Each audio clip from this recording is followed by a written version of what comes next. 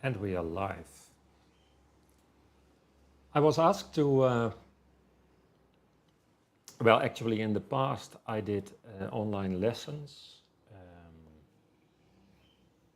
Nowadays it's a little bit difficult to incorporate that in my lifestyle, but I'm very happy to share ideas and thoughts. And so if people are interested, and for example in this example it's about the videos that I recorded in the past about intervallic soloing or improvisation.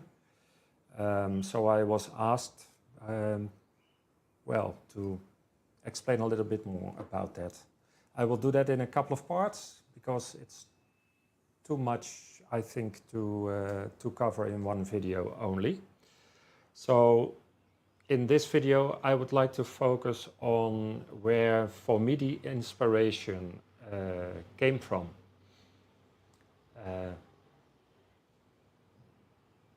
And that is a period of time where a couple of things came together and I got aware of the importance of intervals.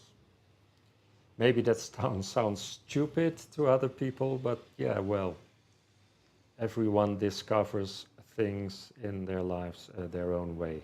So this is my story. Everything that I tell you is not meant as the way to study it or the only way, or you always have to discover your own way. So this is my story. When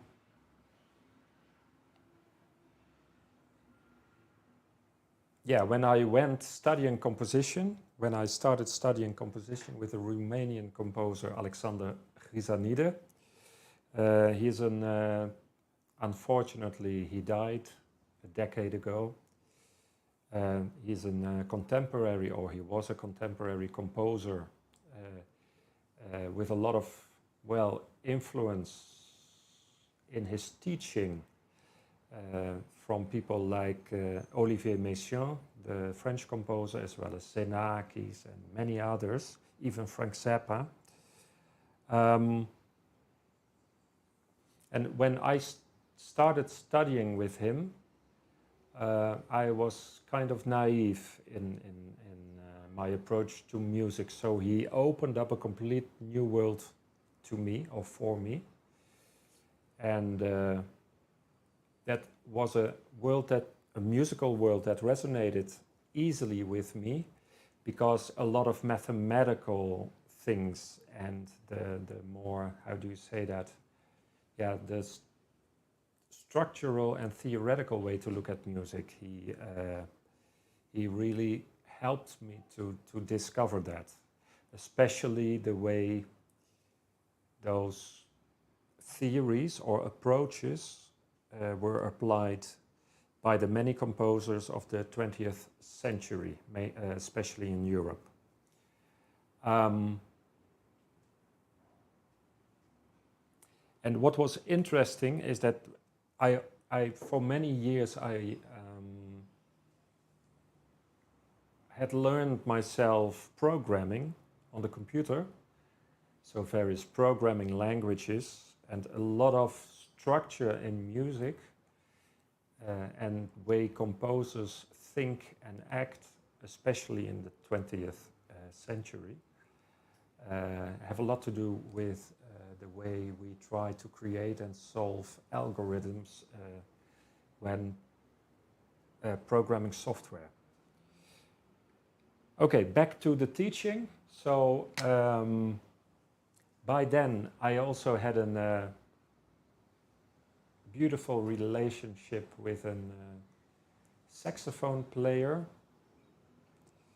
The lady was really had a lot of talent.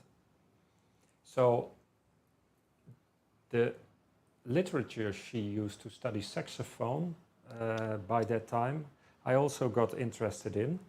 And at a certain moment she started studying from I don't know how to pronounce this in English. The Etudes by Guy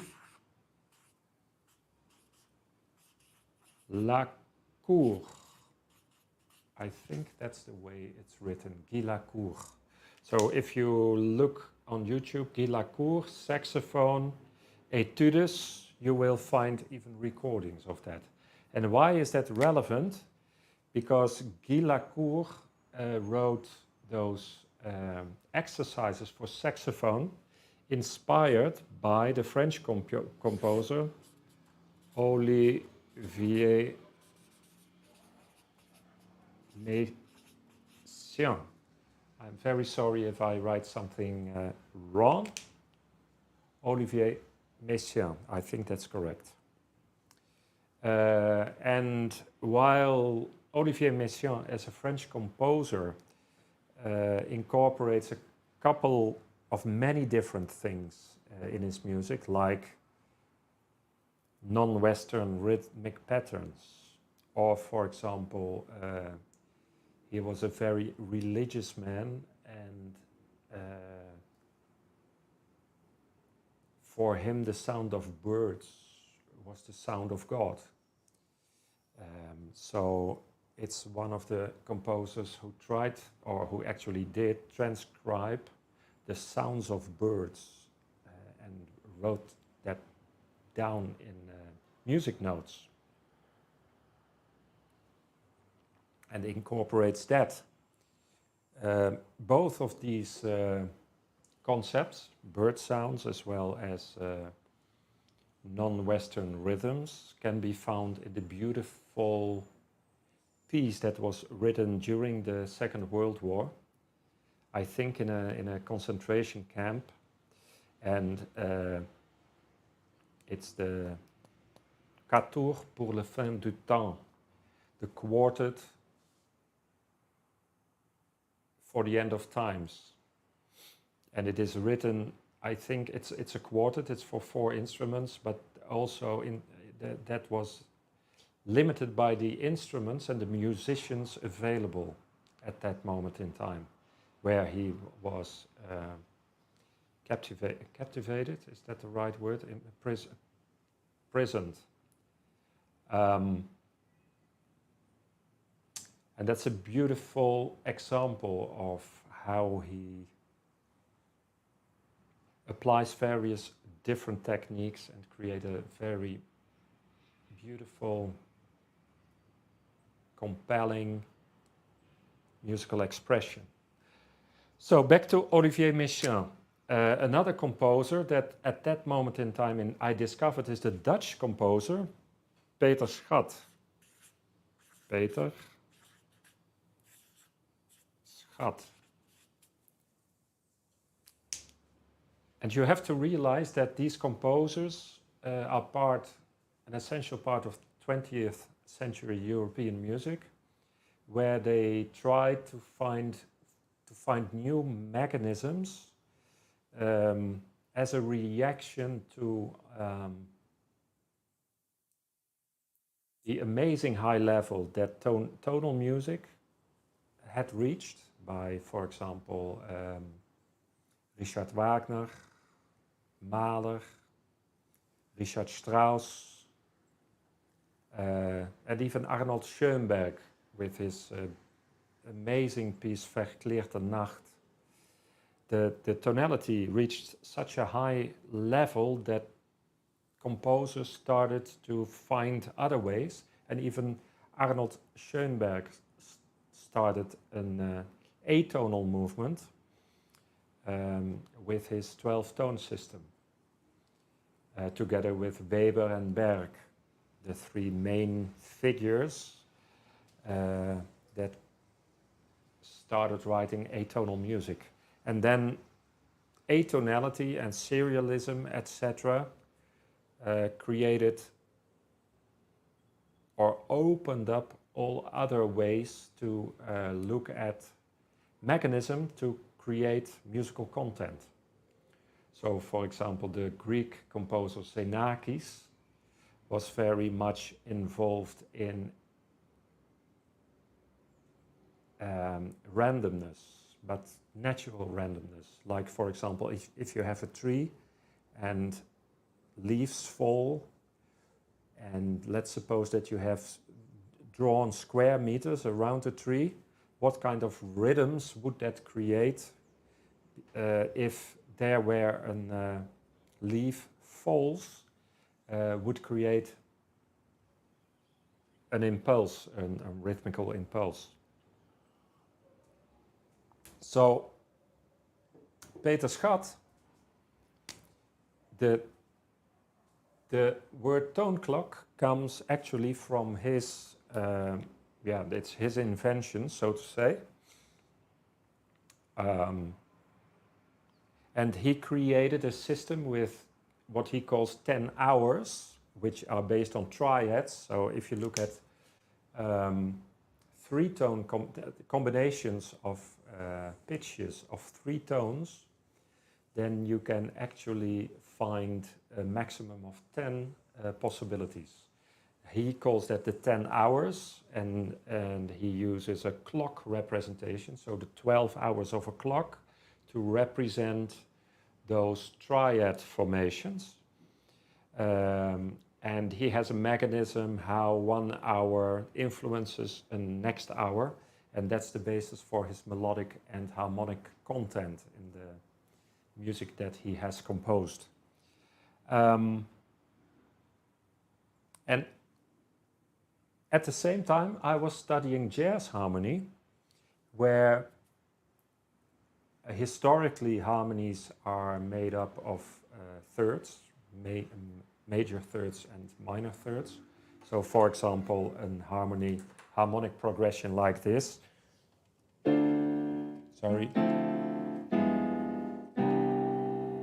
Or those are progressions that follow what they call the circle of fifths, but the harmonies are actually built based on mainly major and minor thirds. And at that same time, I was studying how to build harmonies based on fourth. And then you hear harmonies like this.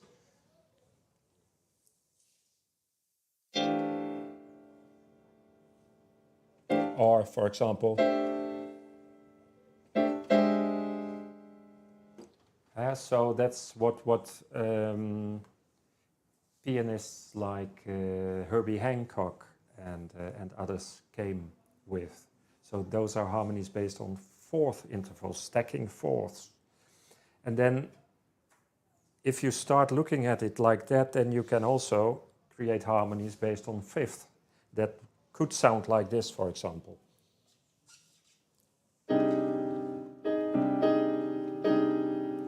Or for example, so what I do now is I have stacked in my left hand 2 fifth intervals, and then on my right hand I do the same with fifth intervals. So you discover all kind of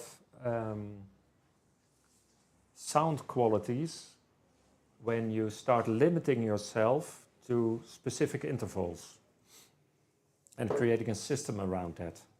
And that is what I also spent much of my time with the harmonica, to improvise with these various intervallic structures. And then comes up a word like, for example, superimposition, where you have a structure and on top of that you build up a new structure. So that's material that I will delve into. Let's go back to the tone clock. My preferred way to look at the clock, let's see if this is readable. Yes, is if this is the 12th hour and this is hour 6, I prefer to have the D here and the A flat here. And the reason why is that the first instrument that I learned was the piano, or actually the electronic organ.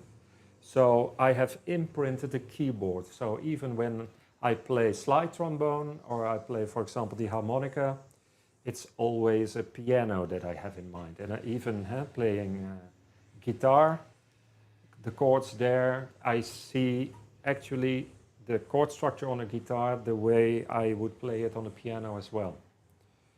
So that is the way I grew up, and I can't get rid of it.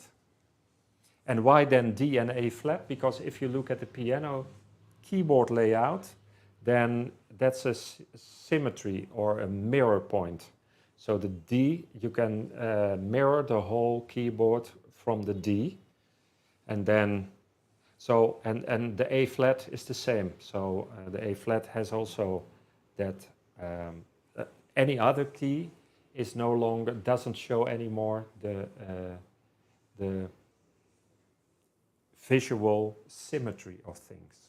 So that's why I prefer to have the D and the A flat there. Then most people are familiar with the circle of fifth,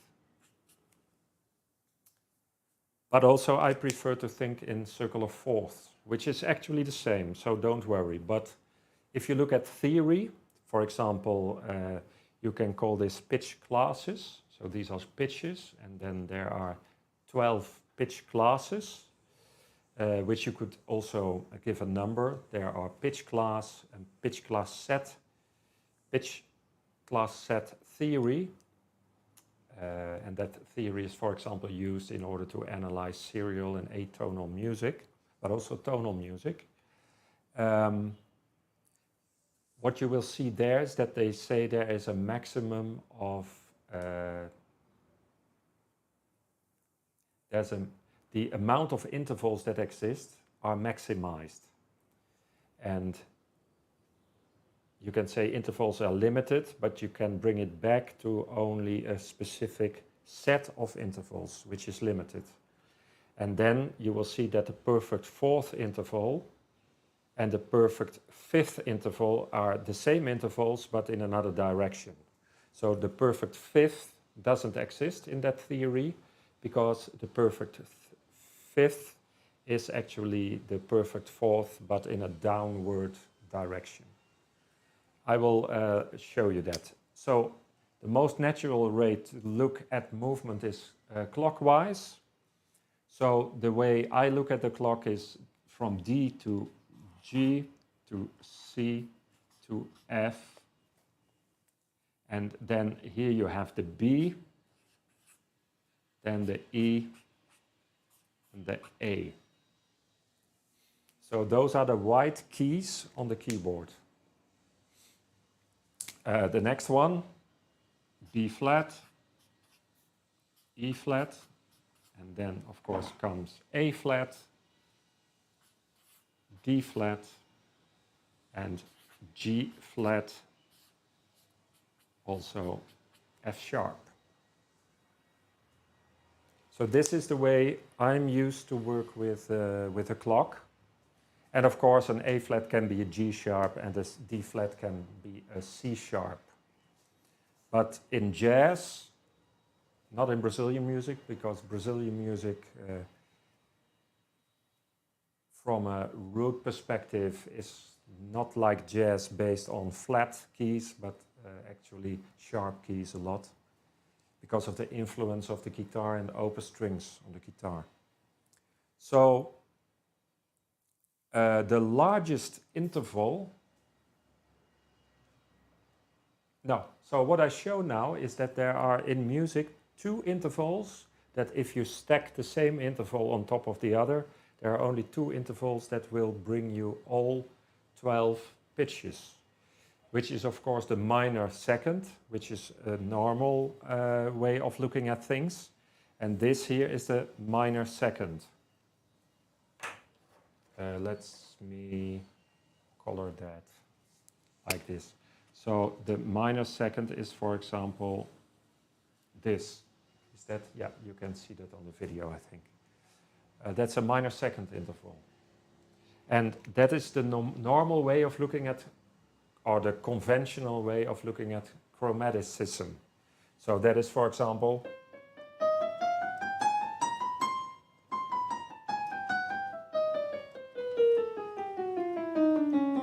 half steps. So that is the normal way to look at chromaticism. The other way to look at chromaticism, if the definition of chromaticism is an interval that if you stack it you will hit every pitch, is the the perfect fourth, which is this interval. So now we have two types of intervals that define chromaticism, and those are the only two.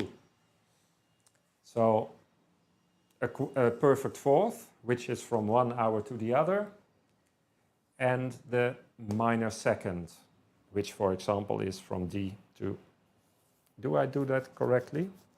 Yeah, from D flat to D, or which is the same from, that would have been better actually, so this is of course the same interval, from D to E flat, which is a minor second. So for now, forget about this one. Then the interval that the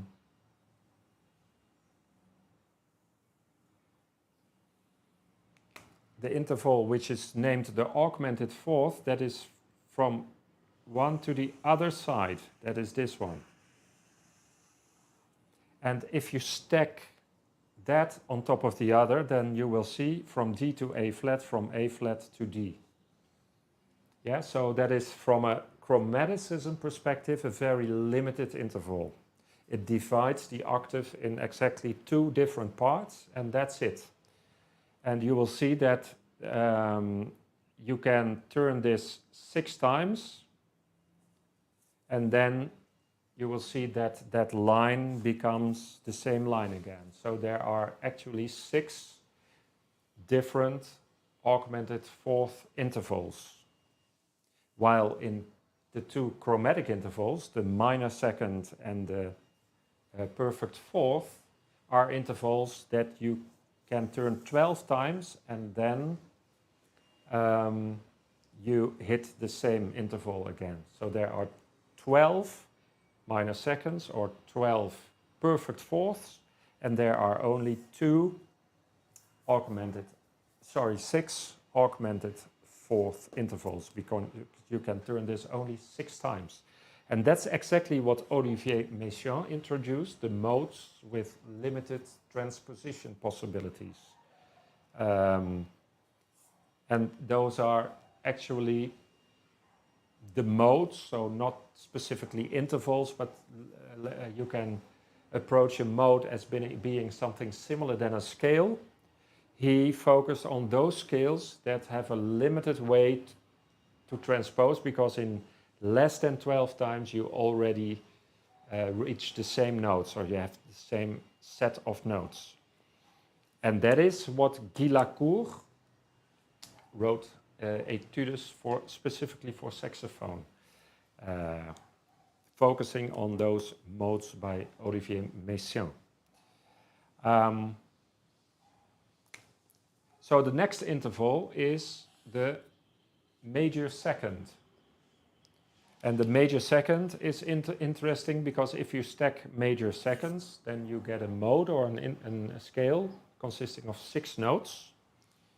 Because you skip an hour every time, so you have, which is also known as the whole tone scale, because this is a whole tone. And there are only 2 whole tone scales, because you can switch this 1 hour, and then the next one is the same as the other one.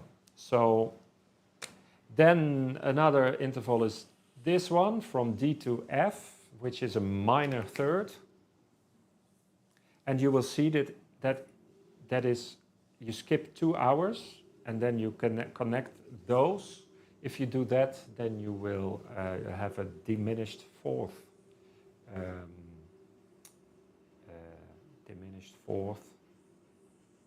diminished seventh, chord, which, for example, is this. Yeah? And also there are only 3 of them, because then you reach the same set of pitches again. So this is one, this is the other one, this is the other one, and then this one again, which is the same as this one, the same set of notes. And of course, graphically, that becomes a square. Then the next one would, for example, be this. This is the major third. And if you stack a major third, you get a triangle. And that triangle is an augmented triad. So that's, for example, sounds like this. And there are only 4 of these, because then you hit the same note set. So this is the same as this. So that's the augmented triad. So that means that this is how the whole tone scale looks like. This is how the diminished 7th chord looks like. And this is how the augmented triad looks like. And this is how the augmented 4th looks like.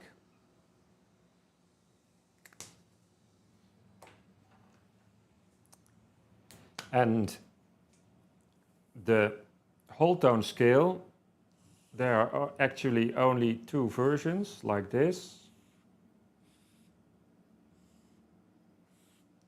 This is how that would look like. Here there are 3 versions that looks something like this. I'm very sorry. Yeah, no, I can't draw that.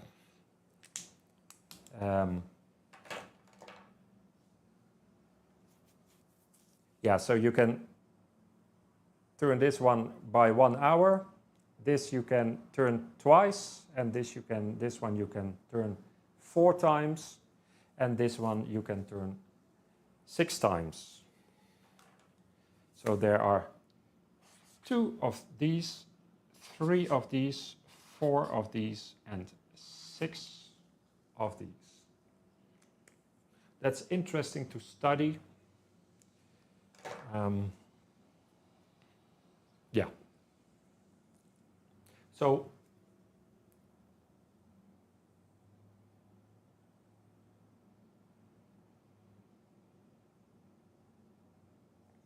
it's interesting to have a look at Peter Schat and the tone clock. You will see how he applies this graphical representation with triads.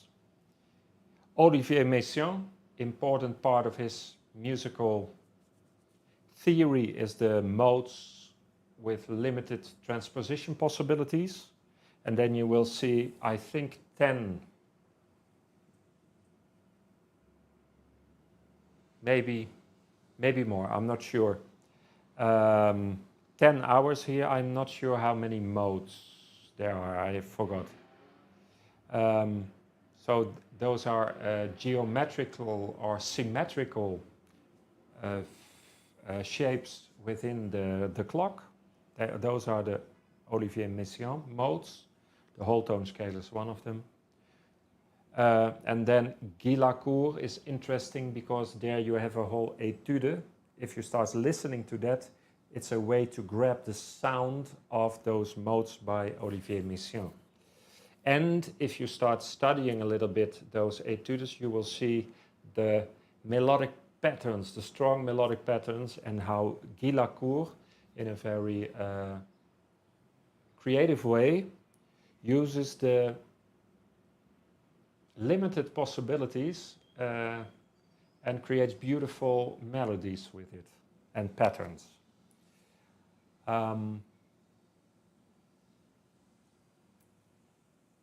Yeah, I think this is the theory behind it. So that's enough for now. I think that's the way I got inspired by intervals. There There's much more to say about intervals. For example, intervals have a way to open up melodies and open up harmonies. So for example, if you start studying instrumentation or orchestration, the density or the openness and the overtone series and how the whole influences the sound quality that you as a listener perceives, it's an amazing theory where intervals have a lot of importance as well. But that goes too far for what we want to do here. So I hope this is inspiring, gives you a good overview of where I come from. And then in the next video, I will explain more how I use this theory to create exercises for myself to that I perform on, for example, the harmonica. Hope this was interesting, inspiring, and hope to see you next time. Questions in the comments. I will do the best I can to answer them quickly. Have fun. Ciao, ciao.